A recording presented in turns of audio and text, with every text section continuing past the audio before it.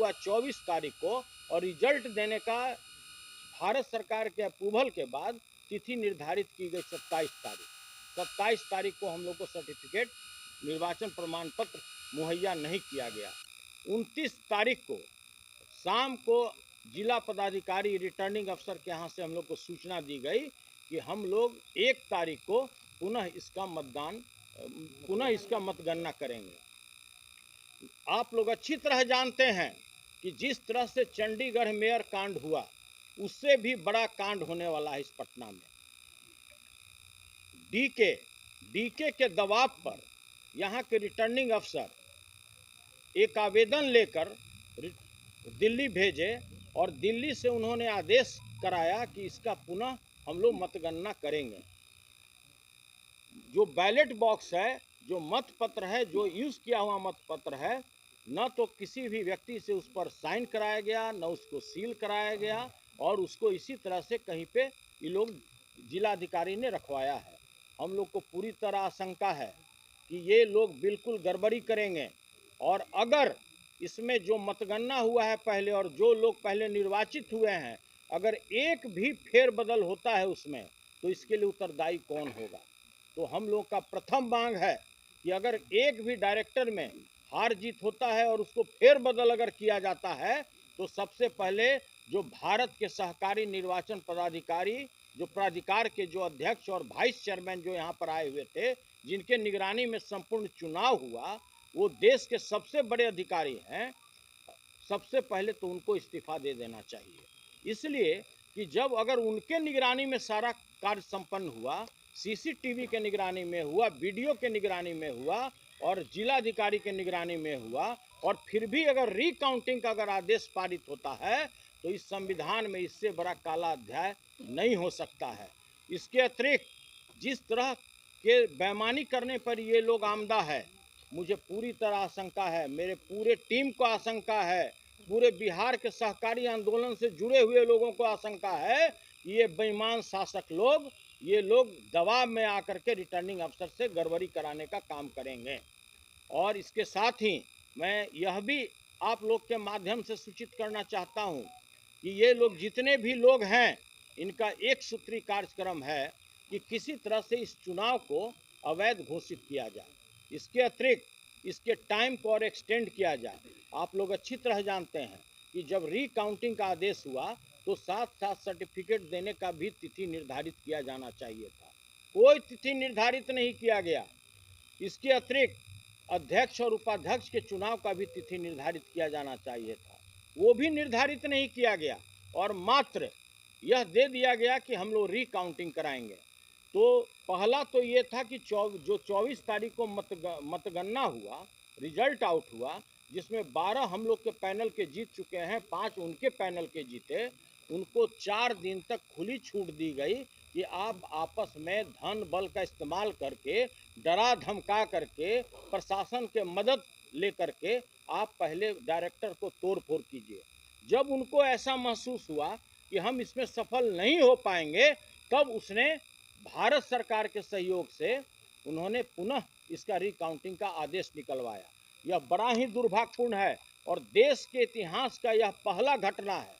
चाहे वार्ड सदस्य का निर्वाचन हो या लोकसभा के सदस्य का निर्वाचन हो या बिहार विधानसभा के सदस्य का निर्वाचन हो, कहीं ऐसा घटना नहीं देखा गया कि जिस दिन चुनाव हुआ उस दिन इसकी पुनः मतगणना न करा करके यह 4 दिन के बाद एक नए सिरे से इसके पुनः रिकाउंटिंग का आदेश निर्गत किया गया, जो बहुत ही दुर्भाग्यपूर्ण है।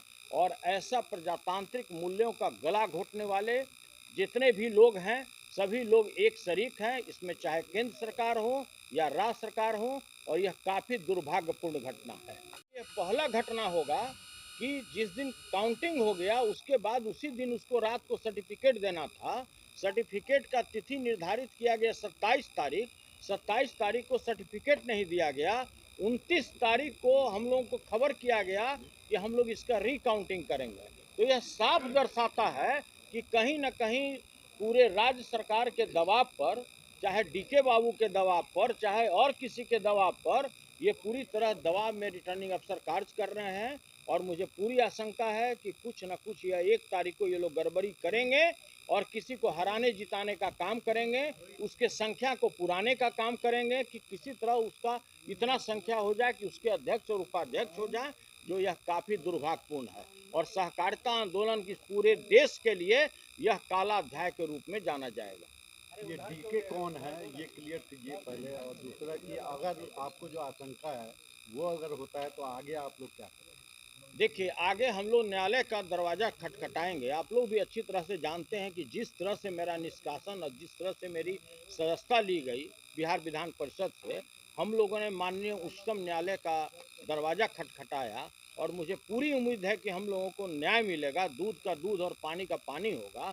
उसी तरह से जो भी इसमें दोषी पदाधिकारी होंगे, अब इससे बड़ा विभत्स रूप क्या हो सकता है कि देश का जो सर्वोच्च प्राधिकार है, उसके अध्यक्ष और उपाध्यक्ष के मौजूदगी में सारा निर्वाचन हुआ, तो उनके ऊपर भी सवालिया निशान उठाया गया। अगर एक भी वोट का अगर फेरबदल होता है, एक भी व्यक्ति को अगर हराया और जिताया जाता है, तो नैतिकता के आधार पर सबसे पहले अध्यक्ष और उपाध्यक्ष को इस्तीफा दे देना चाहिए कि आपके सारे ऑब्जर्वरशिप में, आपके पर्यवेक्षण में सारा निर्वाचन हुआ और आपकी मौजूदगी में किसी लोगों ने गड़बड़ी कराई है।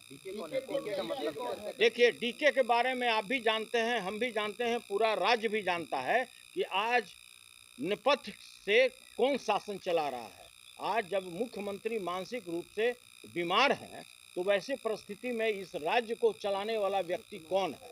तो देखिए, हमको इस गहराई में भी नहीं जाना है और न उसके बारे में हम आज कोई बात करने के लिए तैयार हैं। लेकिन आप यह जानिए कि जितनी भी कार्रवाई हो रहा है, ये डीके के दबाव पर हो रहा है। सुप्रीम कोर्ट का ऑब्जर्वेशन क्या था सुनील जी, जो आपको सवाल हो गई थी? देखिए, ये सभी लोग जानते हैं, ये लाइव आया हुआ है और उनका देखिए, हमको तो सीधा हाथ जोड़ के ही आप लोगों से विनती है कि मुझे न्याय की उम्मीद है, दूध का दूध और पानी का पानी होगा।